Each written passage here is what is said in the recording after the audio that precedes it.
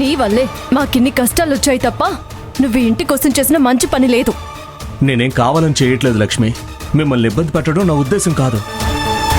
కానీ పరిస్థితులు అలా చేయిస్తున్నాయి. ఇక నుంచి నేను అలా ఉండదలుచుకోలేదు. ఇప్పుడు నేను పూర్తిగా మారిపోయాను లక్ష్మి. నువ్వు మారిపోయావంటే ఎవరూ నమ్మరు. అందితే చుట్టూ, అందకపోతే కాళ్ళు. నీ అవసరం కోసం ఎంతవరకైనా దిగజారుతావు. నువ్వు మంచివాడిలా నటించినా నువ్వేంటో నాకు తెలుసు. మీరు నన్ను ఎప్పుడూ అర్థం చేసుకోలేదు, ఇప్పుడు కూడా అర్థం చేసుకోవట్లేదు.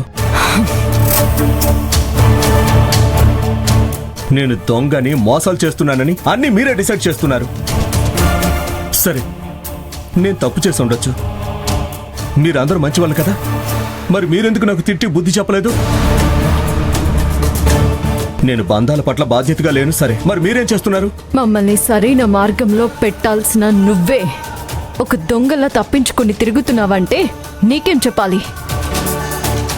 మా గురించి మాట్లాడే అర్హత నీకు లేదు. అవునా? అయితే నేను ఒకటి అడగొచ్చా? బంధం గురించి మాట్లాడే అర్హత ఉన్న మీరు నన్నెందుకు దూరం చేస్తున్నారు? నేను ఎలాంటి పరిస్థితుల్లో ఉన్నానో, ఎన్ని ఇబ్బందులు పడుతున్నానో అన్నీ తెలిసి కూడా దూరం చేస్తున్నారు. ఇదేనా మీరు బంధానికి ఇచ్చే విలువ? ఇదేనా మీ సంస్కారం?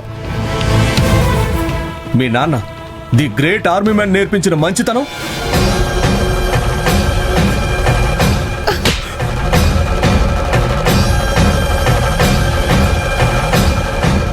మా ఆయన గురించి మాట్లాడే యోగ్యత నీకు లేదు.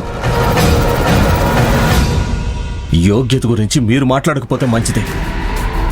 ఏం జరిగిందన్నది మీరు మర్చిపోవచ్చు, కానీ నేను మర్చిపోలేదు. ఇప్పుడే అందరికీ గుర్తు చేస్తాను. ఎవరికి ఎంతవరకు బంధం పట్ల బాధ్యత ఉందో చూపిస్తాను.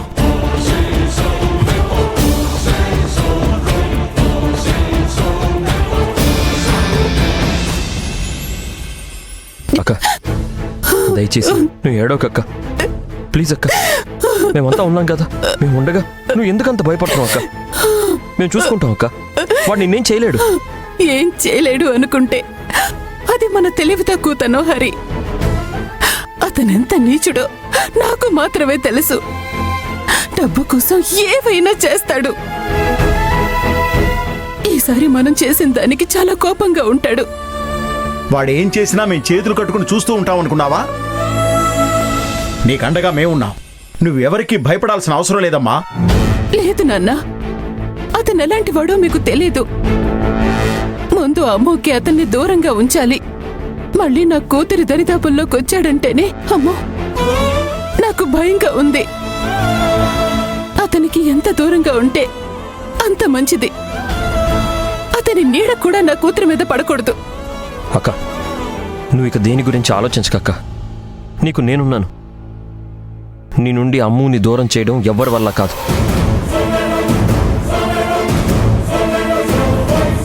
దానికోసం ఏ రక్త సంబంధం వచ్చినా, రక్తపాతమే జరిగినా అమ్ముని నీ నుండి దూరం కానివ్వనని నీకు మాటిస్తున్నానక్క.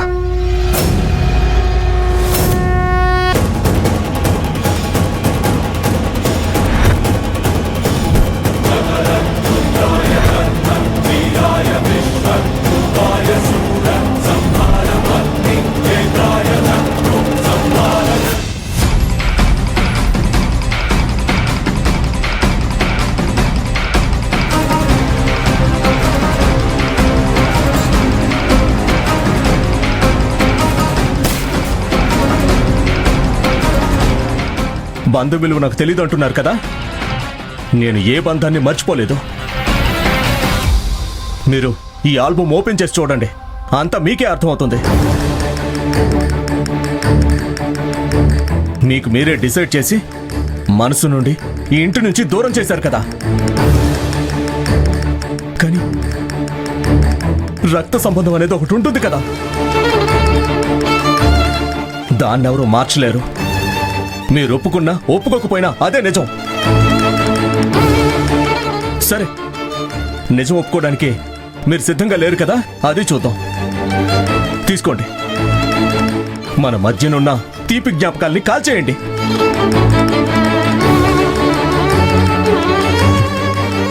సరే, మీరు తగలబెట్టలేరు కదా, పోనీ నన్నే కాల్చేయమంటారా?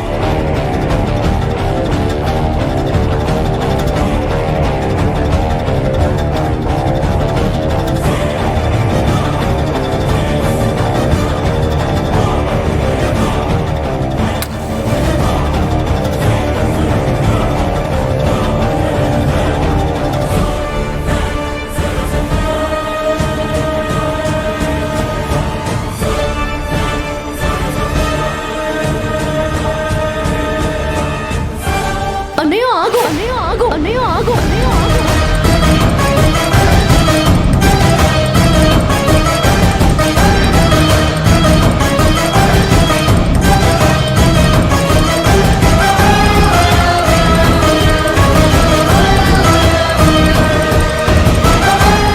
ఓ, లక్ష్మి మేడంకి సడన్ గా బంధాలు గుర్తుకొచ్చేసాయే. మంచిది, అన్నయ్య బాండింగ్ కొంచెం లేట్ అయినా బయటపడింది. ఎంత పెద్దగా మండుతున్న అగ్నినైనా ఆర్పొచ్చు గాని రక్త సంబంధంలో ఉన్న ఎమోషన్ని మాత్రం ఆపలేం లక్ష్మి. మీరంతా గుండె రాయి చేసుకుని నన్ను దూరం పెట్టాలని చూస్తే కుదరదు. ఎందుకంటే ఈ ఇంటికి నాకున్న బంధం అలాంటిది. పైగా మీరంతా పుట్టక ముందే నేను ఇంట్లో పుట్టేశాను కదా. ఎవరు మర్చిపోయినా కన్న తల్లి మాత్రం బిడ్డని మర్చిపోదంటారు. కానీ నువ్వు మర్చిపోయావేంటమ్మా? నేను మంచివాడిని కాదని నేను ఒప్పుకుంటాను. అలా అని పేగు తెంచుకుని పుట్టిన బిడ్డని దూరం చేయడం ఎంతవరకు న్యాయం? అరే, మన చేతికున్న 5 వేళ్లే సమానంగా ఉండవు. అలాంటిది అందరూ ఒకే మనస్తత్వంతో పుడతారని ఎలా అనుకున్నావమ్మా? అయినా అందరూ మంచి మార్గంలోనే నడిస్తే ఈ భూమి మీద పోలీస్ స్టేషన్లు, కోర్టులు ఎందుకమ్మా? ఇన్ని రోజులు ఈ ఇంటికి నన్ను దూరంగా ఉంచడం మంచిదా చెప్పమ్మా? హే, మీకు విషయం తెలుసా? మీరు పుట్టినప్పుడు ఈ ఇంట్లో నా అంత సంతోషపడిన వాళ్ళు ఎవరూ లేరు. నేనప్పుడు చిన్నపిల్లవాడిని కదా. ఏనుగులా మిమ్మల్ని నా వీపు మీద ఎక్కించుకొని సవారీ చెయ్యకపోయినా మిమ్మల్ని ఎత్తుకొని వీధంతా తిరిగేవాడిని. అదంతా మర్చిపోయి ఈ తెలివైన మంచివాళ్ళు నన్ను బయటకు గెంటేశారు. మిమ్మల్ని ఈ చేతులతో ఎత్తుకొని ప్రేమగా చూసుకున్నా ఈ అన్నయ్యనే దూరం చేశారు కదా. లక్ష్మి ఈ ఇంటి మహాలక్ష్మి. ఏ పనిలోనూ మగాళ్ళ కంటే తక్కువ లేవు. ఈ ఇంటి పెద్ద కొడుకు స్థానంలో నిలబడి ఈ ఇంటి బాధ్యతలన్నీ తీసుకున్నావు. ఈ ఇంటికి ఏం కావాలో అన్నీ నువ్వే చూసుకున్నావు కదా. కానీ ఇంత గొప్ప గుణాలున్న వీర వనిత సొంత అన్నయ్యని బయటికి గెంటేస్తే ఎలాగమ్మా? ఎన్నిసార్లు నన్ను దూరం చేయకని వేడుకున్నాను. అవును, నేను దొంగగా మారాను. కానీ ఎవరి కోసం? మీ అందరి ఆనందం కోసమే కదా. అసలు మీకు గుర్తుందా? నీకు ఫస్ట్ టైం ఒక చైన్ దొంగతనం చేసి తీసుకొచ్చాను. నువ్వు దాన్ని చూసి ఎంత ఆనందపడ్డావో తెలుసా? అప్పుడు నా చెల్లెల ఆనందం కోసం ఏం కావాలన్నా చెయ్యాలని డిసైడ్ అవ్వడం తప్ప? నువ్వే చెప్పు లక్ష్మి. దేశం కోసం నాన్న బోర్డర్ దగ్గరికి వెళ్ళినప్పుడు నాన్న లేకపోయినా నా చెల్లెళ్ళకి ఏ లోటు రాకుండా నేను చూసుకోవాలనుకున్నాను. కానీ నేను ఎంచుకున్న మార్గం మాత్రం కొంచెం తేడా అంతే. మనం ఏం చేసినా మంచి కోసమే అని నాన్న చెప్పిన మాటలు నేను మర్చిపోలేదు. నేను చేస్తుంది అదే లక్ష్మి. మీ మంచి కోసమే దొంగతనం చేశాను. ఆ మాత్రానికి ఏదో క్రిమినల్ అన్నట్టుగా నన్ను దూరం పెట్టడం ఎంతవరకు కరెక్ట్? అదేనా మీరు రక్త సంబంధానికి ఇచ్చే గౌరవం? చూడు, రక్త సంబంధం కంటే మనస్తత్వమే గొప్పది. నువ్వు చేసిన తప్పులు రక్త సంబంధంలో మర్చిపోవచ్చు, కానీ మనస్తత్వంలో నువ్వు చేసేదేది కరెక్ట్ కాదు. అవన్నీ తలుచుకుంటే నిన్నింట్లో నుంచి గెంటేయడం కాదు, మా జీవితాల్లో నుంచి వెళ్ళిపోయినా సంతోషమే. ఈ రక్త సంబంధాన్ని అడ్డు పెట్టుకొని ఎన్ని తప్పులు చేసినా మేం భరించాము. నీకు గుర్తులేదా? అన్నింటికీ ఒక హద్దు ఉంటుంది. ఎంత ప్రశాంతంగా ఉన్న ఈ కుటుంబంలో నిప్పు రాజేశావు నువ్వు. ఇంట్లో రక్తం పారడానికి కారణమయ్యావు. రక్త సంబంధం గురించి మాట్లాడుతున్నావా? సిగ్గుండాలి. నేను చేయి చేసుకోకముందే నువ్విక్కడి నుంచి వెళ్ళిపో.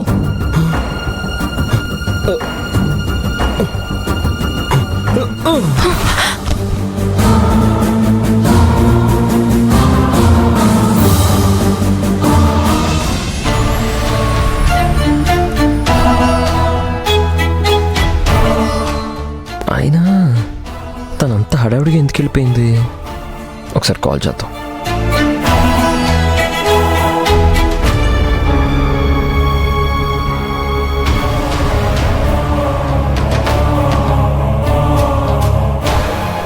లక్ష్మి కాల్ లిఫ్ట్ చేయట్లేదు. అక్కడ ఏమైనా ప్రాబ్లం అయి ఉంటుందా? ఎందుకైనా మంచిది, నేనే అక్కడికి వెళ్తాను, విషయం ఏంటో తెలుసుకుంటాను. దేవా, దేవా, దేవా, ఏమైందిరా? దేవా, లేవరా? దేవా, లక్ష్మి చూడవే, మీ అన్నయ్య లేవట్లేదు. ఏమైందో చూడు. అమ్మా, నువ్వేం టెన్షన్ పడుకో, ఏం కాదు. అఖిల, నిఖిల, మీరు అటువైపు పట్టుకోండి, మేము ఇటువైపు పట్టుకొని గదిలోకి తీసుకువెళ్దాం. పట్టుకోండి. రండి మెల్లగా.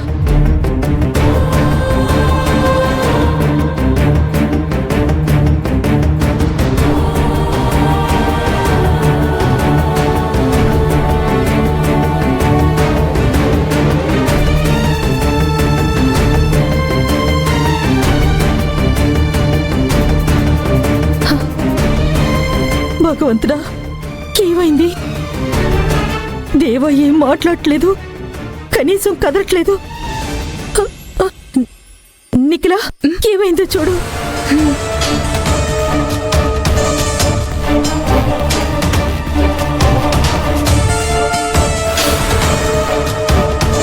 పల్స్ నార్మల్ గానే ఉందమ్మా.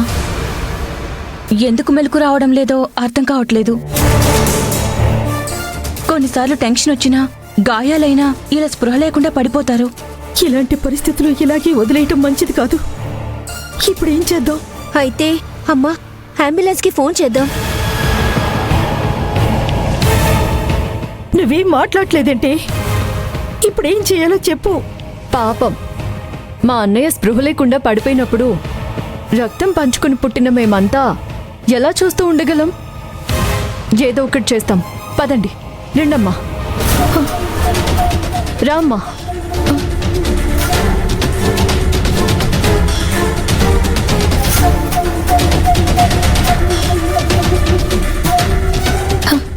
అయ్యో, ఇప్పుడేం చేయాలి? మనం ఇప్పుడు సైలెంట్గా ఉంటే తర్వాత ఏదైనా జరగనంది జరిగితే ముందేం చేయాలో చెప్పు లక్ష్మి. ఇప్పుడు ఏ డాక్టర్ వచ్చినా అతను లేవడమ్మా. తనని ఎలా స్పృహలోకి రప్పించాలో నాకు బాగా తెలుసు. అదే చేయబోతున్నాను.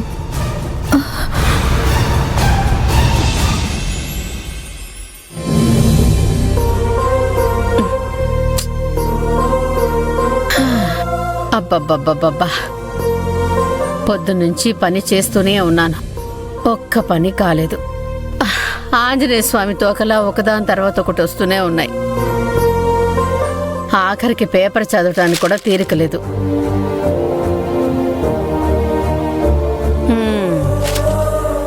అయినా ఈ పేపర్లో వచ్చే వార్తలన్నీ కూడా కరెక్ట్గా ఉంటాయన్న గ్యారెంటీ కూడా లేదు. ఫోన్లో కూడా వస్తున్నాయి కదా, ఒకదానికి ఇంకోటి సృష్టించుకొని వాళ్ళకి నచ్చినట్టుగా ఏదేదో వేస్తూ ఉంటారు.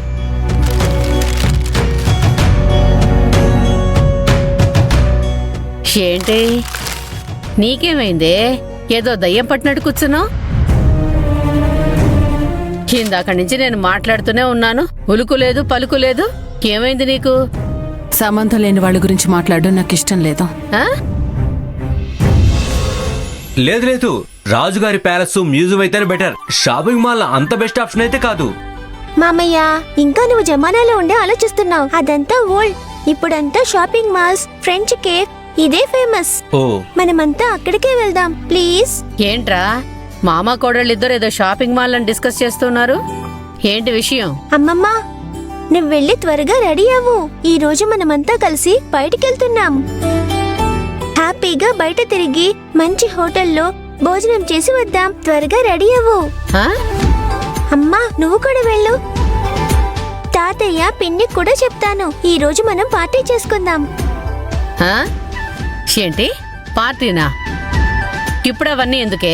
ఎందుకేటమ్మా, స్కూల్ కాంపిటీషన్ లో మనం గెలిచాం కదా, ప్రైజ్ మనీ కూడా ఇచ్చారు. ఆ డబ్బులతో పార్టీ చేసుకోకుండా ఇంకేం చేస్తాం? వెళ్ళు త్వరగా రెడీ అవ్వు. వాళ్ళు ఇచ్చిన డబ్బు కూడా తీసుకొనిరా. గతి లేని వాళ్ళలా ఆ డబ్బునే ఖర్చు చేయాలా? తినడానికి కూడా సంపాదించుకోలేము. ఈ యాక్టింగ్లు అవి ఆపి ఇంట్లో ఏం చేసి పెట్టారో అదే తినండి. ప్రైజ్ మనీ అంట, ప్రైజ్ మనీ. కర్మ కాకపోతే జరగా.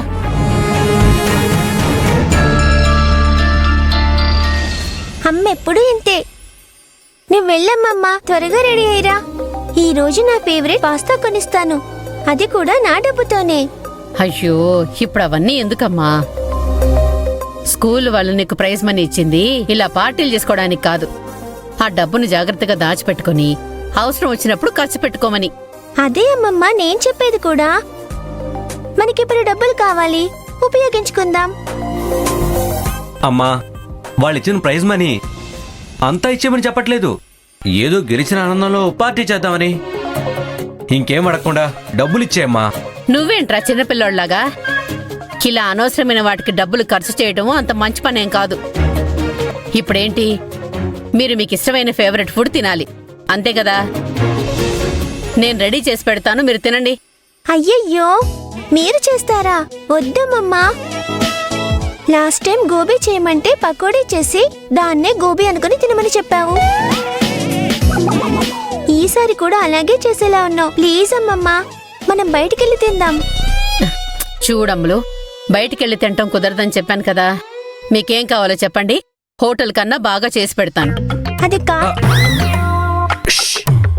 ఇలా డిస్కస్ చేసుకుంటుంటే ఎక్కడికి వెళ్ళలేం. అమ్మ చేయలేని డిష్ ఏదైనా చెప్తాం, అప్పుడు అమ్మే వెళ్ళమంటుంది. ఓకేనా? ఎస్. అయితే ఏ డిష్ చెప్పాలి?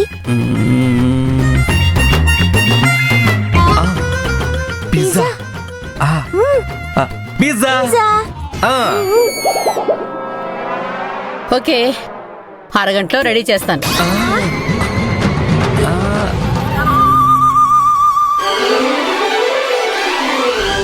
నిఖిలా ఫోన్ తే.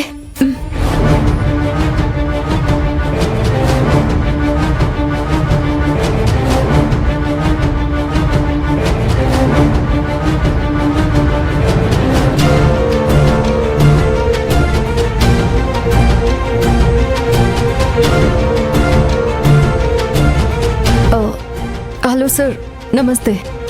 మా ఇంట్లో ఒక దొంగ ఉన్నాడు సార్.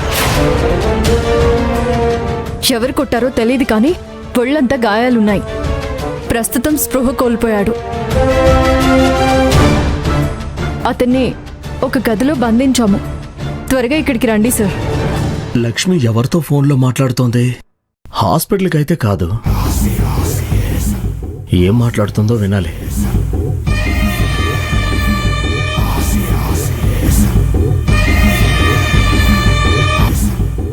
అవును సార్, అతను నిజంగానే దొంగ. మీలాంటి పోలీసులు వచ్చి ఆ దొంగని పట్టుకొని మమ్మల్ని కాపాడుతారు అని, అతన్ని శిక్షిస్తారు అనే నమ్మకం మాకుంది సార్. పోలీసా?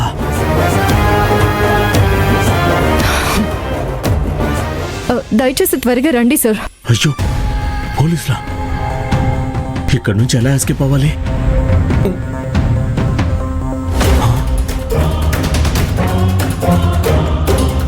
ఇక్కడి నుంచి బయటపడే మార్గం లేదే. ఇప్పుడు ఎలా?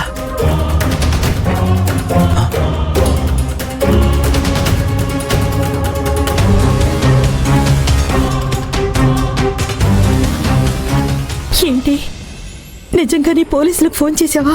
అంత మెల్లగా అడుగుతున్నావేంటమ్మా? ఏం అడగాలనుకుంటున్నావో గట్టిగా అడుగు. ఎలాగో దేవ స్పృహ కోల్పోయాడు కదా, మనం ఏం మాట్లాడినా వినపడదు. ఇదే కరెక్ట్ టైం పోలీసులకు పట్టించడం మంచిది. పైగా లేడీస్ ఉన్న చోట ఇలాంటి డేంజరస్ వ్యక్తులు ఉండడం సేఫ్ కాదు. పోలీసులకు ఫోన్ చేశాను, ఇంకొంచెం సేపట్లో వచ్చేస్తారు.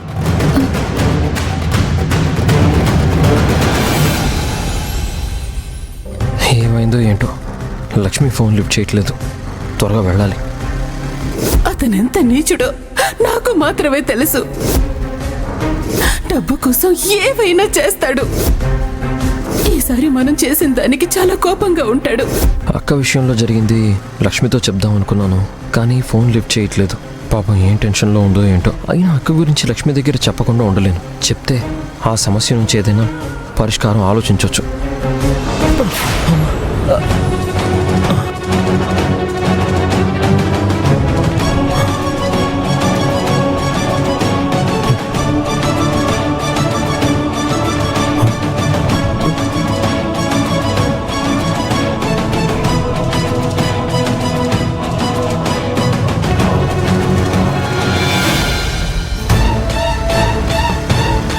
ఇప్పుడు వీడొస్తున్నాడేంటి?